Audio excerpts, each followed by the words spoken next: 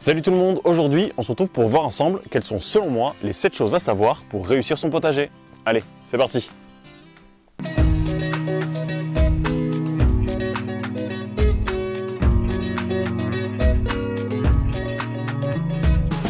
Alors juste avant de commencer, je tenais à vous parler d'une application que j'ai découverte assez récemment et avec qui j'ai décidé de faire un partenariat car je trouve qu'elle est très pertinente et qu'elle s'inspire beaucoup de la permaculture. Il s'agit donc de l'application Tomates et Basilic. Elle a été créée par deux jeunes ingénieurs de Lyon qui ont très vite été fascinés et passionnés par le jardinage et qui ont eu l'idée de créer une application pour aider les jardiniers dans l'organisation et l'aménagement de leur potager. Et donc, si je trouve que cette application a beaucoup d'intérêt, c'est notamment parce que, comme je l'ai dit, elle va permettre de nous aider à mieux aménager notre jardin, mais également à avoir un bon suivi du potager. En effet, vous aurez la possibilité de tenir un véritable journal de bord en inscrivant tout ce que vous avez déjà fait, mais aussi tout ce que vous comptez faire, ce qui vous permettra d'avoir une meilleure organisation dans votre jardinage.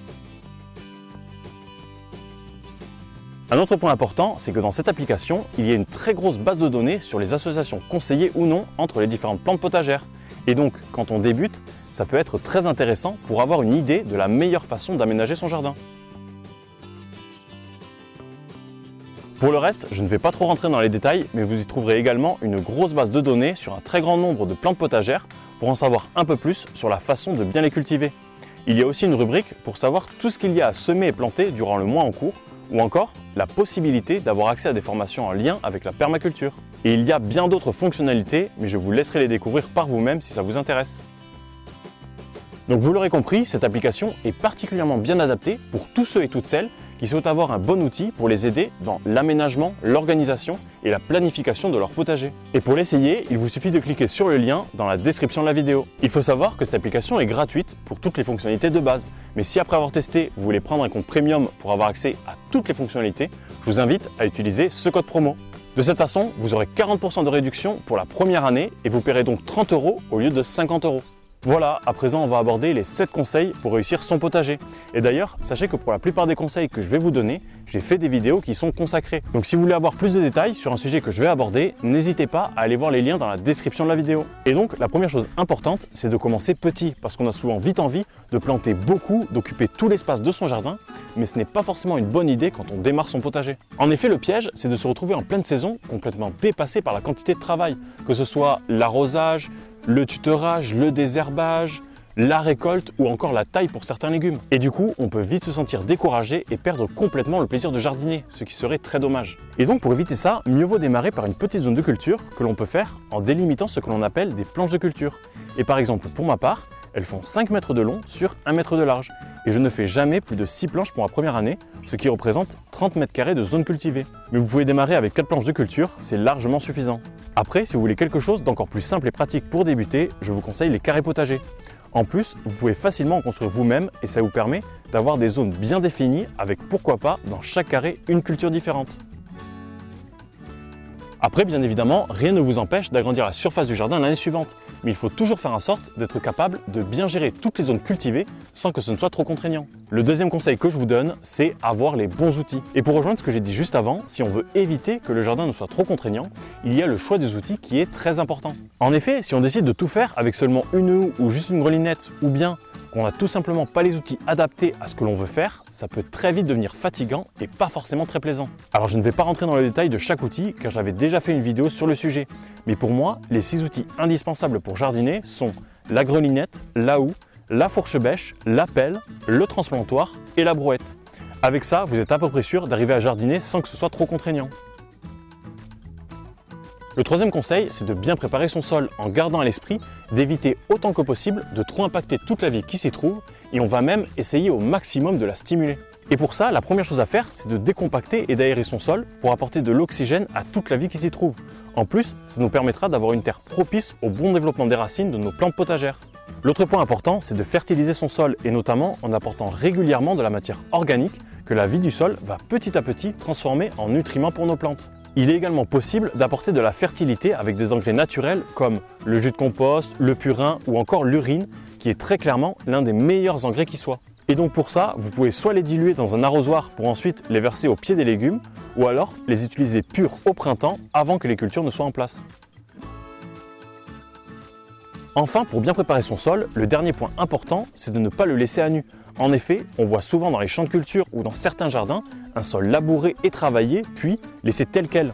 Mais le souci, c'est qu'entre les pluies et le soleil, ça risque de créer une croûte de battance qui rend la terre plus imperméable. Ainsi, l'eau arrive moins bien à pénétrer et le sol se retrouve moins bien oxygéné. Et donc, ce n'est pas très bénéfique pour la vie qui y est présente et qui se retrouve en plus complètement exposée au soleil et aux intempéries, ce qu'elle n'apprécie pas forcément. Et elle risque donc de grandement diminuer.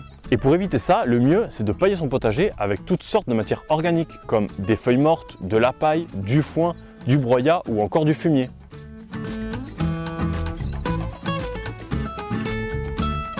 Le quatrième conseil que je vous donne, c'est de commencer par des plantes faciles, parce que sinon on risque d'être déçu des récoltes ou du résultat et de se décourager en se disant qu'on n'a pas la main verte, alors qu'en fait c'est juste une question de pratique et d'expérience. Et donc pour moi, les 7 légumes faciles à cultiver sont les courgettes, les courges, les concombres, les radis, les laitues, les haricots et les pommes de terre. Et si je dis que ce sont les plus simples à cultiver, c'est notamment parce qu'ils ne demandent que très peu d'entretien et qu'on peut très facilement se retrouver avec de belles récoltes. Alors vous l'aurez remarqué, je n'ai pas cité les tomates, car même si c'est un grand classique dans les potagers, c'est une culture qui demande beaucoup d'entretien et de façon régulière. Donc ce n'est pas forcément une culture simple. Mais bon, si vous voulez quand même en cultiver, ce que je peux comprendre puisque ça a été mon premier légume, allez-y, faites-vous plaisir.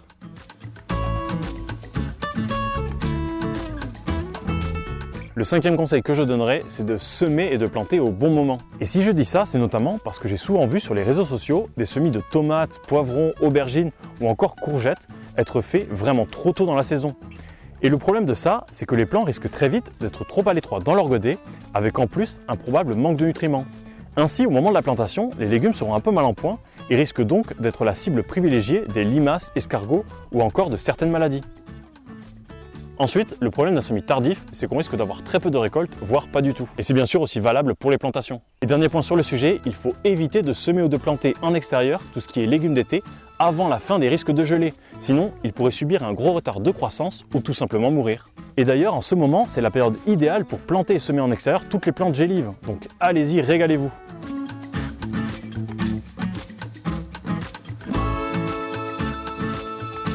Le 6e conseil, c'est de bien gérer l'arrosage. Et même si ça paraît logique, je le dis quand même, il est important que vos légumes soient suffisamment arrosés pour pouvoir bien grandir et produire de belles récoltes. Et je pense qu'on a tous déjà fait au moins une fois l'expérience d'un manque d'arrosage avec une plante qui s'affaiblit et qui soit finit par mourir, soit nous donne très peu, voire pas du tout de récolte. Mais il y a une autre chose qu'il faut savoir, c'est qu'un arrosage excessif n'est lui aussi pas du tout bon pour la plante. En effet, si notre sol est vraiment gorgé d'eau, ça va créer un manque d'oxygénation, ce qui va nuire à la bonne croissance des légumes. De plus, un excès d'eau risque de lessiver les nutriments et donc d'appauvrir notre sol. Et pour finir, si on arrose trop, il y a également une perte de goût qui se fait puisque les légumes se retrouvent gorgés d'eau. Pour terminer sur ce point, il faut également savoir qu'il y a une maladie physiologique appelée cul noir que l'on peut retrouver chez la tomate ou le poivron par exemple, et qui est due à un stress hydrique, c'est-à-dire une différence trop importante et soudaine dans l'arrosage. Et donc, c'est soit il y avait beaucoup d'eau et d'un coup il n'y en a pas du tout, ou à l'inverse, il n'y avait que très peu d'eau et soudainement il y en a beaucoup. Il faut donc chercher à trouver un juste équilibre dans l'arrosage. Et ce que l'on peut faire, c'est de creuser son sol sur les 10 premiers centimètres et voir s'il est humide. Et si ce n'est pas le cas, on n'hésite pas à y mettre un petit coup d'eau.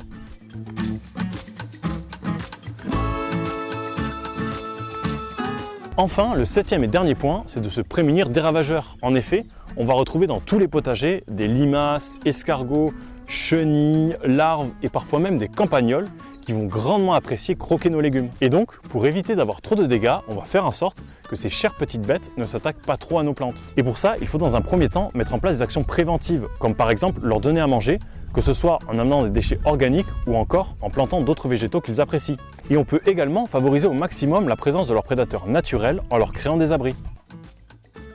Toutefois, il faut savoir que malgré nos actions préventives, il peut souvent arriver qu'un certain seuil de population soit dépassé et que dans ce cas, on doit intervenir avant que tous nos légumes ne se fassent dévorer. Après, il vous est tout à fait possible d'attendre patiemment sans intervenir, car une régulation naturelle finit quasiment toujours par se faire, mais ça peut être très long. Alors je ne vais pas plus rentrer dans les détails car j'avais déjà fait 2 vidéos sur le sujet, et si ça vous intéresse, je vous invite à aller les voir en cliquant sur les liens dans la description de la vidéo. Voilà, cette vidéo se termine et j'espère que ces quelques conseils pourront vous être utiles et vous aider dans votre façon de jardiner. Et bien sûr, j'espère que ça vous a plu et que vous avez passé un bon moment. Sur ce, je vous dis bon jardinage et à la prochaine pour de nouvelles vidéos.